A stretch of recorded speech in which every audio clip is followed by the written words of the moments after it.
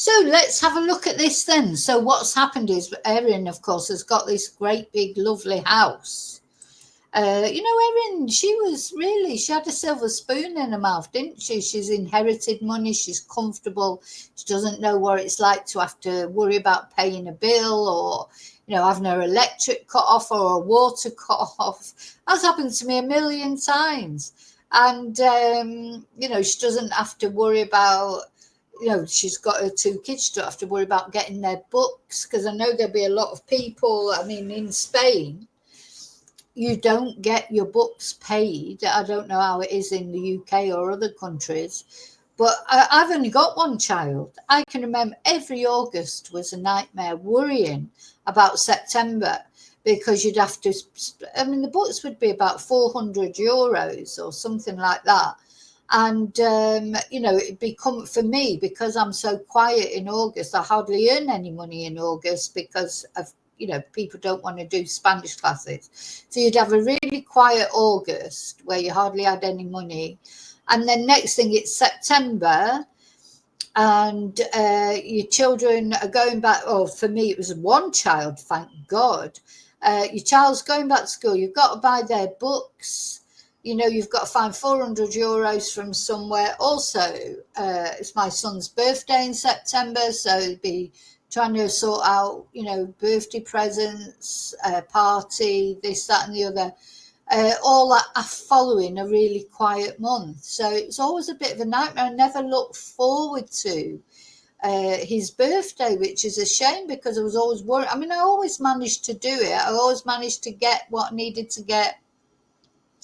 Always got, I've got through it, but it's a getting through it. It's not like enjoying it, and looking forward to your children's birthdays. And as I say, I've only got one child. So if you've got 2, 3, 4 children, and you've got to spend 400, €500 on each child, it's massive amounts of money, isn't it? So Erin's never had to worry about that. She's got, $1 million in the bank or whatever, and she's got her properties and this, that, and the other. So she never had to worry about money. She almost didn't have enough to worry about, I think, sometimes. The thing is, when people have got a lot of things on their plate, they just get on with it, don't they? Because if they don't, no one else is going to sort it out for them, are they? So, you just have to keep going, because if you don't keep going, everything just falls down like a pack of cards. But sometimes I don't think people have got enough to worry about. And I feel like that about Erin. It's like, her biggest worry was that her in-laws weren't supporting her over, her trials with Simon, her partner. I feel like people get dramatic about silly things when they haven't got enough to worry about. So she got hypochondriac, didn't she? She imagined illnesses that she didn't really have. Someone who's got a real illness, that's not going to happen, is it? Because they're grappling with real issues. But if somebody's got no issues, sometimes they sort of imagine issues. And for her to say she was worried about doctors and this, that, and the other, she was always up the doctors with something. There was always something that was wrong with her. And she wanted to be a nurse. Thank God she never got to be a nurse. She would be there's definite Lucy Letby vibes in Erin. She definitely would have been terrifying to wake up to, wouldn't she? She wouldn't. Oh my God, you wouldn't if you upset her. Bloody hell! And her being an air traffic controller and all that, you just think Erin should never have other people's lives in the palm of her hand, because she loves it. She loves the power of it, doesn't she? Anyway, she's not going to do that now. Thank you, God. She's not going to be a midwife. She's not going to be a nurse. But she's in prison. She's going to get life in prison, I would imagine. Surely she's not going to get parole. She's a triple murderer, convicted triple murderer. Surely that's it for Erin. Throw away the key. Hopefully, isn't it? How could they ever let her go? How could they? Bye, Tracy. How could they let her go? So let's have a look what's being said. Oh, where's it gone?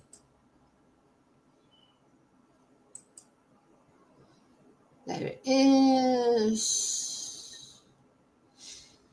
So she got this big massive house that she bought, didn't she? Sort of as part of her, she sold her parents' house when they died and probably split it with her sister, I would imagine, but got millions from it. And she bought this lovely house in Morwell or Leongatha in Australia. And she's not allowed to sell it, or it's not allowed to be sold. Property at the centre of the deadly mushroom lunch. Well, Erin Patterson's Leongatha home could potentially hit the market after the Department of Public Prosecutions made an order. The deadly. Hang on, I just want to. So don't forget, they had put some supporters of hers, or someone had put all black, like coverings up around the home so you couldn't see in. I wonder if that's still up. So we didn't know if that was because they were expecting Erin to come home, to get found not guilty and to go home. So, or was it put there to stop cameras taking pictures of stuff coming out of the home? We just don't know. Mushroom lunch. Well, Erin Patterson's Leongatha home could potentially hit the market after the Department of Public Prosecutions made an order with the Victorian Supreme Court to freeze the property just in case any of the families of Donegal Patterson or Heather Wilkinson wish to seek compensations. So this initially happened as a closed court order, so it has remained a secret until now, and that is because a gag order banning us from reporting these details lifted late this evening. So now we can tell you that Erin Patterson's home has basically been frozen by the state, which means it's left in a sort of legal limbo. And that is because if people, including Pastor Ian Wilkinson, wish to make some sort of compensation claim, then the DPP could rely on Erin Patterson's house to get those funds. It also means that Erin Patterson obviously can't sell the house herself or transfer it into someone else's name. This would be a huge blow to Erin Patterson. She told the jury in her triple murder trial that the property was her dream home and she designed the house herself using Microsoft Paint. She told the court that she thought she would grow old in the Leongatha home and her children would advance. What, she designed the house herself using Microsoft Paint? Oh my God. Oh my God, sorry. Just like, what? She's such a control freak, isn't she? So she designed the house herself, apparently, using Microsoft Paint. It was her dream home. Now, I do think it's a very complicated situation because, and I don't get me wrong, I want Erin's kids to have the best of whatever. I mean, I presume the kids are with Simon, her estranged husband. I presume, and those kids, they've got enough to cope with, haven't they, knowing that their mum is a murderer, a triple murderer, and in fact has killed their own grandparents. That's enough for her kids to have to worry about. So if her kids end up getting, being comfortable for the rest of their lives because of her sort of inheritance or whatever, that's good. Now, she isn't going to want Simon to have any of it, though, is she? I mean, let's face it. If that house got sold and the money couldn't pass to the kids, could it? Could only go in a trust. So they're too young, aren't they? So who would, at the end of the day, if Simon's the one bringing them up, he needs money to bring them up. So it's a very complicated situation, isn't it? Erin will be going mad about it because she likes to be in control of everything. And if she's not in control of it, she'll be going mental. Absolutely mental, won't she? And good. I'm glad she is. But I don't want the kids to suffer. I don't want Simon to suffer. Because at the end of the day, he's lost his parents. And then as far as Ian is concerned, I hope he does bloody sue. I hope they all sue. And they get the most money out of Erin they can, because it doesn't bring their loved ones back. But, and we know money doesn't make you happy, but it certainly makes your life a lot easier, doesn't it? So if you've got enough problems to cope with what you've already been through, At least if you haven't got money worries, you know, that's something, isn't it? Thank you, Joanne. I think it was Joanne that said, yes, thank you, about the necklace. Oh, yeah, it's a very... eventually bring their children as well, and they'd be able to make a lifetime of memories. But now that has all disappeared as she's looking down the barrel of a potential lifetime behind bars. Yeah. Let's see if I can find another video, actually.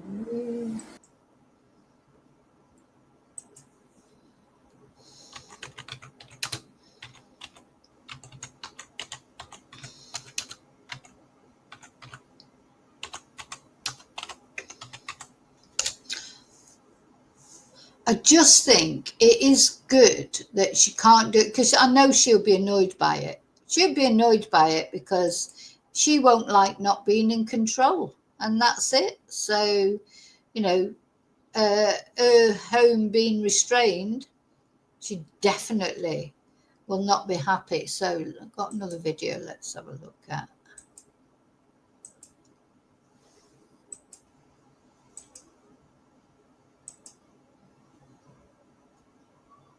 Oh, here it is. So, little advert.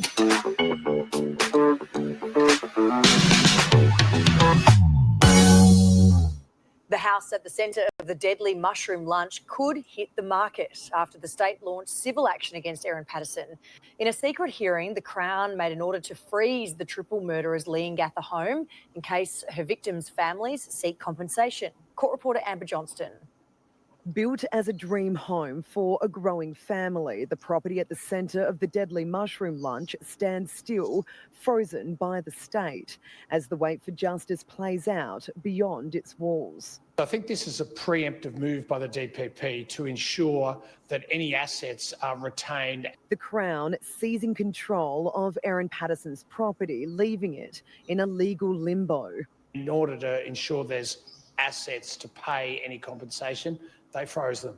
No compensation orders have been made by the families of Doningale Patterson or Heather Wilkinson, but this latest move keeps the door open. One would have to prove that you're a victim of Erin Patterson. Now, for a number of people, the families of the victims, and of course for Pastor Ian Wilkinson, that is very easy to prove that he is a victim. If the court eventually grants some sort of compensation, I hope Ian does claim compensation. If he doesn't want it for himself, maybe he feels he's comfortable enough. He's a very humble man anyway, isn't he?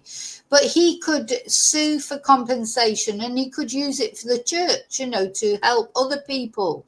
You know, once that money was his, he could do whatever he wanted with it. He could help other people with it, couldn't he? So I hope he does. I hope he does put in a claim. Then the house could hit the market. It won't just be the price that gives buyers pause, but the dark history etched into its walls. With all the news, the media, local and international, it really is a tough one to sort of see who the buyer might be. Photos released by the court who would buy the curtain on the murder plot. A chilling picture of how a family home became the scene of one of Australia's worst crimes. I think you'll have a lot of people that would like to just have a look through. Yeah, a lot of people would want to go and look at it, but would they want to live there? Because that is, at the end of the day, the house where Erin cooked these beef Wellingtons that were going to murder these people, where she sat there and watched them eat every last mouthful, watched them knowing that they were going to die. But having said that, there are some people that are intrigued by things like that, and they buy homes where things have happened.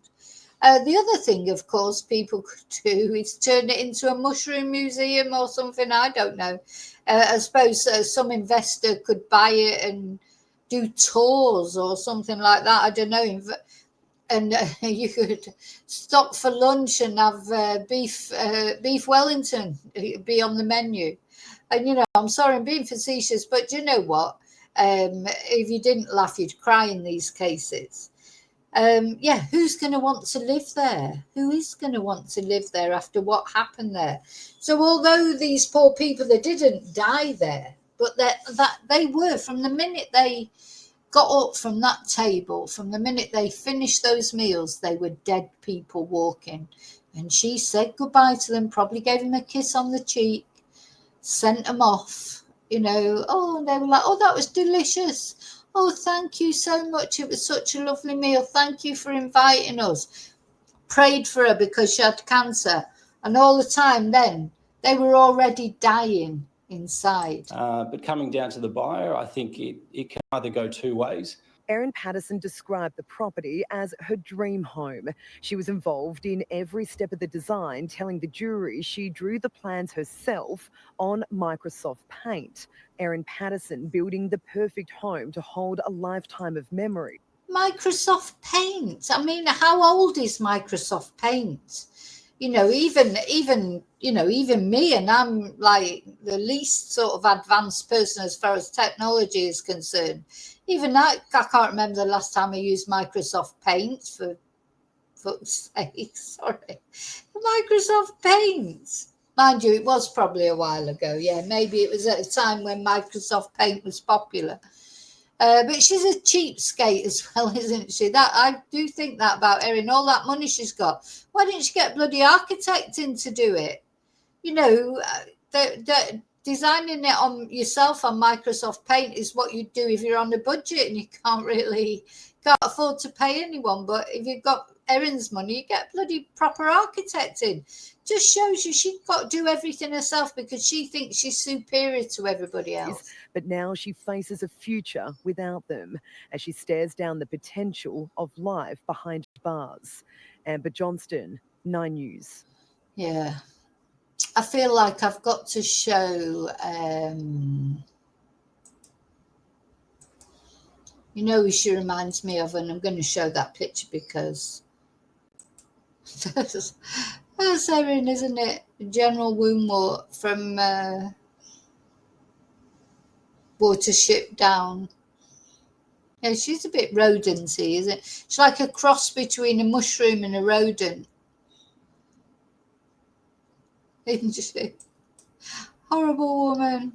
What a horrible woman. Honestly, I feel no compunction about being nasty to her because she is nasty. She didn't care about those people, being nasty to them, murdering them in front of her eyes. Why should I care? Why should I care? I'd just like to imagine her going to hell. Out of control. She'll hate it in prison in one way because she's out of control, unless she can use her money in there to buy herself some control. Hateful woman. I'll tell you what, as far as killers go, male or female, there's not many more worse than her, is there? Anyway, I just wanted to bring that to you. Now I have some breaking news. Some breaking news on another case that we've been following, and I'm going to go to it in a moment. First of all, I'm going to put on my I hope you'll have patience if you've seen it before, but I'm going to put on the information about my books, etc. Because mustn't forget, my bread and butter is as a Spanish teacher. I've written some books on learning Spanish. I'm going to put and also there's a book out there on Amazon, like an autobiographical, can't say that word, an autobiography more or less about how I ended up living in Spain and talking about true crime. And then after these 2 videos, very short videos, only 6 minutes, call it an ad break, where I'm going to get a drink, have a bathroom break. I'll come back to tell you this breaking news. Hola, soy Vicki. And are you wanting to learn Spanish? Have you been trying to learn Spanish and it's just you can't put the words together? Common thing that people say to me is, I know a lot of words, but I just can't put a sentence together. So I'm here to tell you how you can learn Spanish through English. Learn how to make sentences, not phrase book Spanish. Learn how to ask questions, answer questions. right from beginner or whatever level you are. If you're struggling in putting it all together, there'll be a level I can offer you a solution. So I've been teaching Spanish for over 20 years to English-speaking people. And these are the books that I have written. Break the Language Barrier Level 1 for beginners. Level 2 for intermediate or sort of pre-intermediate. Level 3 intermediate. Level 4 upper intermediate. And level 5 for advanced. Because really level 5 is to practice what you've already learned. So if you've already learned a lot of Spanish, but you want some practice with translations, conversation practice, games, etc., level 5 is for you. If you know more than level 1, in other words, you know how to already speak in the present tense, if your grammar has gone past the present tense but you're struggling with the past tenses, level 2 is the book for you. All these books are available on Amazon. Any Amazon, wherever you are in the world that you want to learn Spanish, you can order one of my books from Amazon. The other thing you can do, you may be interested in Zoom classes. I've left my contact details here on the video so that you can WhatsApp me or email me if you want to know about Zoom classes and how they work.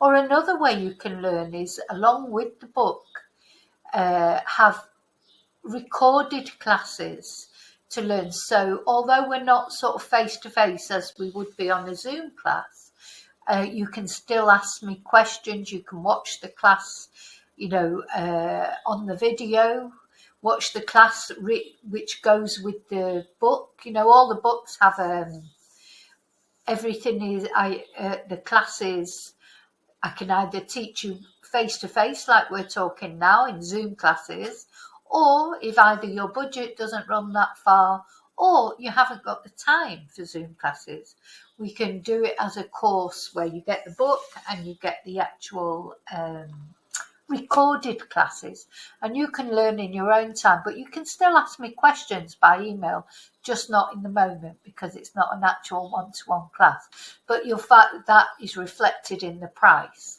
So if you want more details of how you can become better at Spanish, and remember, it's always progress, not perfection that we're looking for. Perfection is impossible. Believe me, if you're going for perfection, that's not going to happen for a long time, if ever. But communication, confidence, fluidity, all those add up to be fluency, don't they? Okay, so my books offer explanations in English, step-by-step, easy-to-follow grammar, gradual build of vocabulary and conversation skills, and all the answers are included, and you always have full internet backup. In other words, you can always email me or WhatsApp me a question and I'll get back to you as soon as I can. Okay, so what are you waiting for? If you want to learn Spanish, don't hesitate. Okay. Hey, it's me, Vicki Marie. Did you ever want to know a little bit more about me and my background, how I came to become interested in true crime, how I ended up in Spain being a Spanish teacher? If you want to know a little bit about me, a little bit more about me as a person, you can find my book, Confessions of a Spanish Teacher, on any Amazon site, wherever you live in the world. And I believe that everyone has a story to tell, and this is my story. So it's the story of how I grew up in Manchester in the UK on a council estate, and very humble beginnings, and my journey through personal tragedies, disastrous romances, and triumphs to become a single mum, a Spanish teacher, and an interpreter living in Spain, and eventually a YouTuber reporting on true crime. So it details my various experiences with people and places over 20 years of teaching, over 20 years now. Ooh, where did that go? Of teaching Spanish and interpreting through the backdrop of the recession, financial uncertainty, severe flooding, and living through COVID. I hope you will find it funny, sad, amazing, silly, serious, and stranger than fiction at times. I hope you enjoy it, and I hope to make you angry at least once. I hope to make you cry at least twice, and I hope to make you laugh many, many times. So thank you for all your support on my YouTube channel, and if you want to know a little bit more about me as a person, then you can find out there. So thank you so much. See you very soon in the next video. And as always, till then, may your God go with you.